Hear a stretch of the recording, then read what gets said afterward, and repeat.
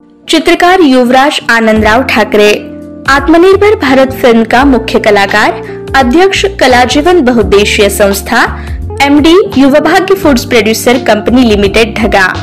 शिक्षण BA art, ATD art teacher diploma, GD art painting, बीलिप। संपर्क क्रमांक 9730540395। प्राप्त अवार्ड 5 अंतर्राष्ट्रीय अवार्ड प्राप्त, 50 राष्ट्रीय अवार्ड प्राप्त, दिल्ली गोल्ड मेडलिस्ट। किसान पुत्र की जीवन गाथा, जिंदगी में आया हुआ विकलांगपन जिसे जमीन पर भी बैठे नहीं आ सकता, हाथों में 1 किलो का वजन उठाने की भी जिसमें ताकत नहीं। ऐसे हालात में उस शख्स की हाथों की उंगलियां कैनवास पर चलने लगे और कला साकार होने लगी। घर की गरीबी में से रास्ता निकालते हुए वो अपनी जिंदगी को एक नए तरीके से संवारने लगा और पैदा हुआ एक आर्टिस्ट जो अपनी हाथों की कला से जिंदगी की बुलंदियों को छूने लगा।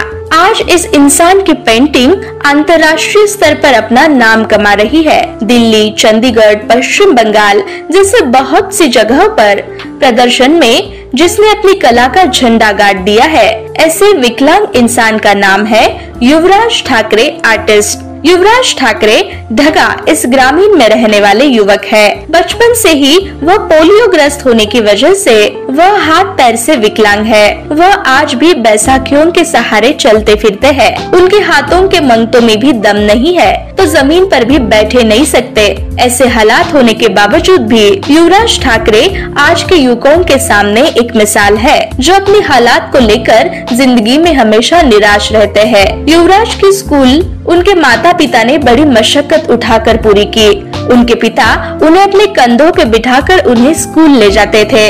इस जिंदगी जीने की जिद मेहनत के बलबूते पर युवराज आज एक होनहार आर्टिस्ट के रूप में अपनी जिंदगी के नए नए सपनों में रंग भर रहे हैं। किसी ने सही कहा है, अगर जिंदगी में मेहनत, आवर और लगन हो तो कुछ भी किया जा सकता है। और इसकी जीती जागती मिसाल युवराज ठाकरे आर्टिस्ट ये है। युवराज ने अपना प्राथमिक शिक्षण गांव में पूरा करके 12वीं की शिक्षा के लिए कला शाखा का चयन किया।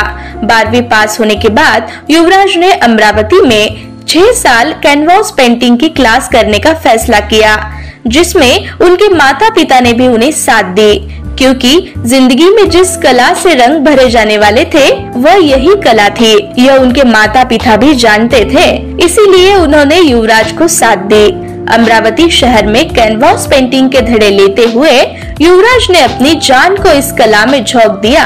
घंटे न घंटे वो कुर्सी पर बैठकर कैनवास पेंटिंग बनाने लगा और देखते ही देखते वह एक अच्छे और नामचीन कैनवास आर्टिस्ट के रूप में उभरने लगे।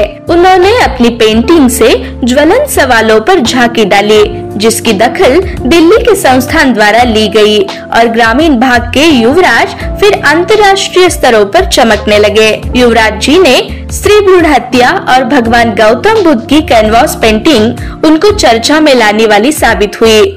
इतने पर न रहते हुए युवराज ने खुद आज एक प्रशिक्षक के रूप में हजारों हाथों को कैनवास पेपर पर कला के धड़े लोगों को दे रहे हैं। ये कैनवास ही अब युवराज की जिंदगी का आधार बन गया है। युवराज ने अपने कला के बल पर अब तक जिंदगी में बहुत से नामचीन पुरस्कारों पर अपना नाम गौरा है और कलाजीवन बहुउद्देशीय संस्था का निर्माण किया और पूरे भारत में कला का प्रचार वो कर रहे हैं। यह संस्था के माध्यम से सामाजिक कार्य, शैक्षणिक कार्य, पर्यावरण, आरोग्य शिविर इस प्रकार के कार्यों का आयोजन किया जाता है।